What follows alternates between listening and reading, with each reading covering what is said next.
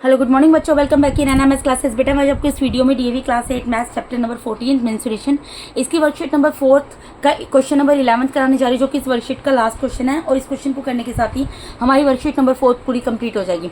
तो चलिए देखते हैं क्वेश्चन नंबर 11 में क्या बोल रहे हैं। यहाँ बोल रहे हैं a cylindrical well is 21 metre deep. एक कोई सिलेंड्रिकल वेल है, सिलेंडर के रूप में एक कुआं बना हुआ है उस शेप में। ठीक है, कुआं आप देखते हैं, जो वेल देखते हैं वो सिलेंडर की शेप में ही होता है बेटा। वो 21 मीटर डीप है। तो हमें उसकी डेप्थ दी हुई है, यहाँ पर मैं लिख देती हूँ depth is equals to 21 metre. ठीक है, उसके बाद क्या बोल रहे हैं, it's outer and inner diameters are 21 metre and 14 metre respectively. उसका आउटर डायमीटर और इनर डायमीटर दिया है 21 एंड 14 मीटर। ठीक है, मुझे क्या दिया हुआ है, आउटर डायमीटर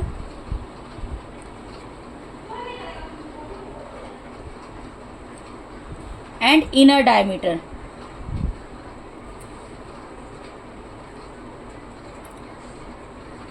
आउटर डायमीटर कितना दिया बेटा, 21 मीटर दिया है, और इनर डायमीटर कितना दिया है, 14 मीटर।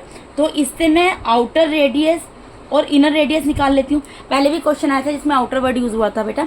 अगर आउटर लिखा है कहीं पर तो उसके साथ आउटर वर्ड आप हमेशा मेंशन कीजिए, अगर इनर लिखा है उसके साथ हमेशा इनर वर्ड मेंशन कीजिए। जब डायमीटर दिया हमें पता है हमें रेडियस निकालनी होती है बेटा, क्योंकि यहाँ पर दो डायमीटर की बात हो रही है, इसका मतलब दो रेडियस की बात हो रही है। तो आउटर रेडियस को मैं R1 से डिनोट कर रही हूँ।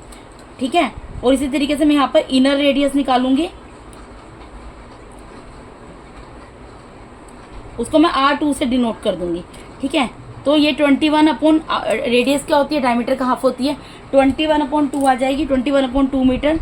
ये क्या निकल गई मेरी आउटर रेडियस, और ये क्या निकलेगी 14/2, 2 1 2 2 7 14 7 मीटर। ये क्या निकल गई, मेरी इनर रेडियस निकल गई। ठीक है, मैंने आउटर रेडियस को R1 से डिनोट कर दिया और इनर रेडियस को R2 से डिनोट कर दिया।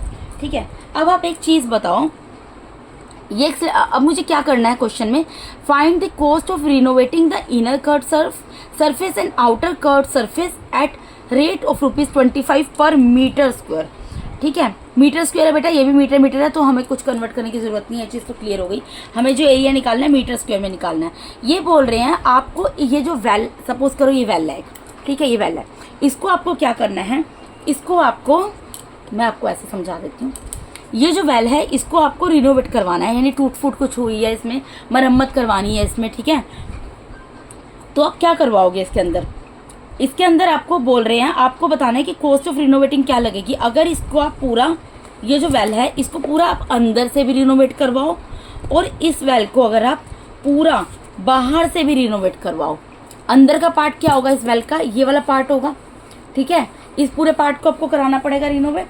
ठीक है, और आउटर में क्या होगा, ये वाला पार्ट है पूरा, इसको पूरा रिनोवेट कराना पड़ेगा।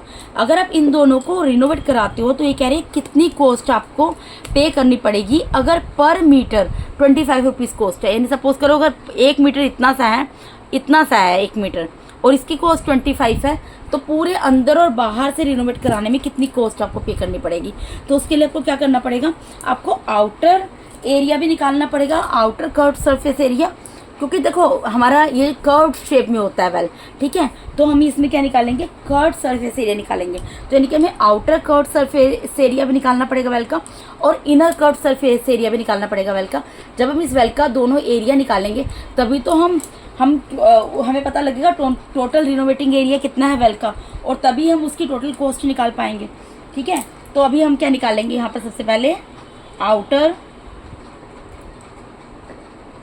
Curve surface area of well. Outer curve surface area का फॉर्मूला क्या होता है, 2πRH। ठीक है, अब आउटर कर्व सरफेस एरिया, अब एक को हमने, एक जगह रेडियस हमने R लिया था और R1 लिया था, एक जगह R2 लिया था। सपोज करो मैं इसको मान लेती हूँ, आउटर वाले को मैं आउटर वाला मैंने R1 लिया है ना, आउटर रेडियस मैंने R1 लिया है, तो यहाँ पर R के साथ R1 लगा दूंगी ताकि कंफ्यूजन ना हो, तो जगह रेडियस वर्ड आ रहा है। ठीक है, अब मैं क्या करूँगी, वैल्यू पुट करूँगी, 2 की जगह 2 रहेगा, पाई की जगह 22/7 आएगा, मल्टीप्लाई में R की जगह। अब देखो डेप्थ जो होती है, मैंने को बताया था, जो डेप्थ होती है किसी भी चीज़ की, अगर सपोज करो अर्थ के सरफेस के ऊपर एक बिल्डिंग बनी है तो वो क्या होगी, हाइट होगी, लेकिन अर्थ के सरफेस के नीचे अगर नदी बह रही है तो क्या होगी, उसकी डेप्थ होगी, यानी कि हाइट और डेप्थ दोनों एक ही चीज़ होती है, यानी कि जो हमें डेप्थ दी थी, इसका मतलब क्या, हमें इसकी क्या दी हुई है, हाइट दी है, यानी हाइट कितनी है 21 मीटर। तो हाइट की जगह क्या लिख देंगे हम 21। ठीक है, अब जो कैंसिल हो सकता है उसको आप कैंसिल कर दो। सॉरी, यहाँ पे वैल्यू मैंने R1 की पुट नहीं की। R1 की वैल्यू क्या आएगी, पहले 21/2, फिर मल्टीप्लाई में हाइट की जगह आ जाएगा 21। ठीक है, अब आप कैंसिल जो कर सकते हो कर दो। 7 1 7, 7 3 21, 2 1 2, 2 1 2, 2 1 2। तो ये कितना आ गया, 2 multiply by 11 multiply by 3 multiply by 20। अब बेटा इनको मल्टीप्लाई करना है, इनको मल्टीप्लाई कर लो। अभी इन दोनों को मल्टीप्लाई करो, कितना आएगा, 3 1 3, 3 2 6। ठीक है, मैंने 2 को 11 से मल्टीप्लाई किया 22 आया, 3 को 21 से मल्टीप्लाई किया 63 आया। अब मैं इन दोनों को मल्टीप्लाई कर लूंगी, यहाँ पर करके दिखा देती हूँ। 63 को 22 से मल्टीप्लाई कर देती हूँ। 2 3 6, 2 6 12 मल्टीप्लाई 2 3 6, 2 6 12, यानी 6 8 3 1। कितना आ गया ये, 1386 मीटर स्क्वायर। ये क्या निकल गया, ये हमारा आउटर कर्व सरफेस एरिया निकल गया वेल का। Outer curve surface area of well कितना निकल गया, 1386 निकल गया। ठीक है, अब हम क्या निकालेंगे, इनर कर्व सरफेस एरिया निकाल लेंगे। Inner curve surface area of well, उसका फॉर्मूला भी सेम ही होता है बेटा, 2πRH। यहाँ पे क्या लेंगे, R2 ले लेंगे, बस इतना डिफरेंस है। 2 की जगह 2 रहेगा, पाई की जगह 22/7 आ जाएगा, मल्टीप्लाई में R2 रेडियस 2 क्या निकला था 7, मल्टीप्लाई में हाइट कितनी है, हाइट तो 21 ही है, 21 ही रहेगी। ठीक है, अब जो कैंसिल हो सकता है कैंसिल कर दो। 7 से 7 कैंसिल हो गया। यहाँ क्या आ गया, 2 मल्टीप्लाई बाय 22 मल्टीप्लाई बाय 21। 2 को 22 से मल्टीप्लाई किया 44 आ गया, मल्टीप्लाई में 21। इन दोनों को मल्टीप्लाई करके देख लेते हैं। 44 को 21 से मल्टीप्लाई करेंगे, क्या आएगा, 1 4 4, 1 4 4, 2 4 8, 2 4 8, यहाँ आ गया 924। और ये किस में निकलेगा, मीटर स्क्वायर में निकलेगा। यानी कि मैंने क्या निकाल लिया, मैंने ये जो मेरा वेल है ना, इसका इनर का अंदर का कर्व सरफेस एरिया भी निकाल लिया और इसका बाहर का कर्व सरफेस एरिया भी निकाल लिया। अब मुझे टोटल रिनोवेटिंग एरिया पता होना चाहिए। तो टोटल रिनोवेशन मुझे कहाँ करानी है, एक तो जो बाहर का इसका एरिया, इसमें रिनोवेशन करवानी है, और इसको रिनोवेट करवाना है, और जो अंदर का एरिया इसको रिनोवेट कराना है। तो मुझे क्या करना पड़ेगा, मैं क्या निकालूंगी, अब टोटल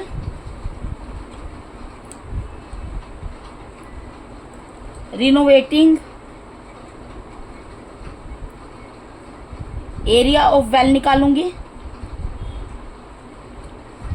तो टोटल रिनोवेटिंग एरिया ऑफ वेल क्या होगा, obviously outer curve surface area plus inner curve surface area, यही होगा ना बेटा। तो आउटर कर्व सरफेस एरिया कितना निकला है हमारा, आउटर कर्व सरफेस एरिया निकला है मेरा 1386 plus inner curve surface area कितना निकला है 924। इन दोनों को मैं प्लस कर लेती हूँ, यहाँ पे आ गया 0, यहाँ आ गया 1 3 2। तो ये निकल गया 2310 मीटर स्क्वायर। बेटा ये वंस प्लेस की जगह वंस प्लेस, या आप खुद प्लस कर लेना, ठीक है, प्लस करके देख लेना। अब इसके बाद हमें क्या निकालना है, हमें निकालनी है कॉस्ट, हमें निकालनी है देयरफॉर। अब मैंने ये निकाल लिया टोटल कि कितने एरिया में मुझे रिनोवेशन करवाना है, ठीक है, कितने एरिया को रिनोवेट करवाना है वेल के। तो अब मैं क्या लिखूंगी, therefore the cost of renovating the inner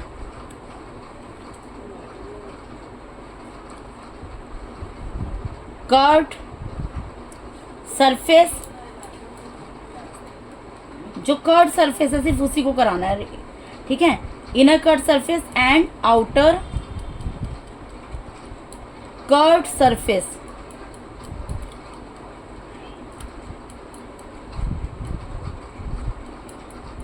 ये क्या निकलेगी बेटा,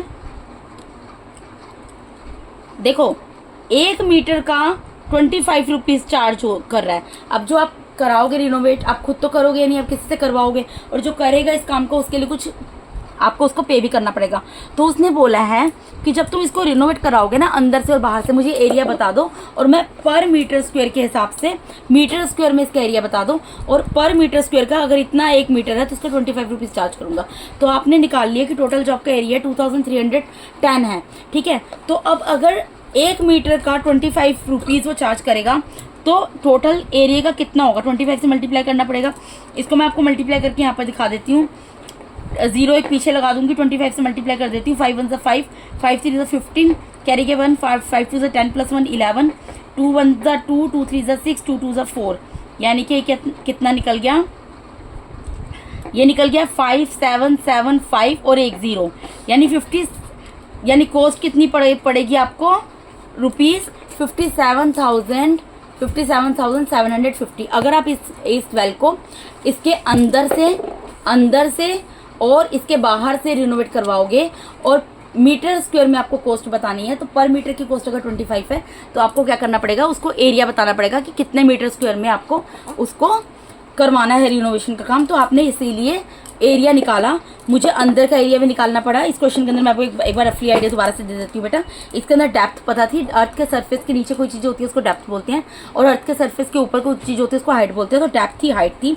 मुझे डायमीटर दिया था, आउटर डायमीटर, इनर डायमीटर, तो मैंने इससे आउटर रेडियस और इनर रेडियस निकाल लिया। आउटर रेडियस को मैंने R1 से डिनोट कर दिया ताकि कंफ्यूजन ना, और इनर रेडियस को मैंने R2 से डिनोट कर दिया। इतनी चीज़ आपको अच्छे समझ आ गई। अब मुझे क्योंकि रिनोवेशन करवानी है, रिनोवेट करवाना है वेल को, और अंदर और बाहर दोनों से कराना है, जो उसका कर्व्ड एरिया है, कर्व्ड सरफेस एरिया उसको, तो इसलिए मुझे आउटर कर्व्ड सरफेस एरिया निकालना पड़ेगा वेल का, और इनर कर्व्ड सरफेस एरिया निकालना पड़ेगा। वो मैंने निकाल लिया। अब मैं ऐसा तो नहीं करूंगी ना, लेबर को जाके बोलूंगी हाँ जी आउटर कर्व्ड सरफेस एरिया इतना है, इसका आप चार्ज बताओ, और इनर कर्व्ड सरफेस एरिया इतना चार्ज बताओ। मैं टोटल जो रिनोवेटेड एरिया वेल है उसको बता दूंगी जाकर कि इतना मीटर स्क्वायर में मुझे कराना है इसको रिनोवेट, तुम बताओ कि पर मीटर के हिसाब से कितना चार्ज करोगे। तो मैंने टोटल रिनोवेटिंग एरिया ऑफ वेल बता दिया। वो क्या निकला, outer curved surface area plus inner curved surface area. ठीक है, अब मुझे पता लग गया 2310 मीटर स्क्वायर है। तो मैंने उसको जाके बोला लेबर को, लेबर ने बोला ठीक है मैं आपसे पर मीटर स्क्वायर के हिसाब से 25 रुपीज़ चार्ज करूंगा। तो टोटल मुझे कितना पैसा पे करना पड़ा उसको, 57,750। तो बेटा इसके साथ ही मैंने यहाँ पर आपको DAV class 8 math chapter number 14 mensuration worksheet, इसकी वर्कशीट नंबर 4 का क्वेश्चन नंबर 11 जो कि इस वर्कशीट का लास्ट क्वेश्चन था, कंप्लीट करा दिया बेटा।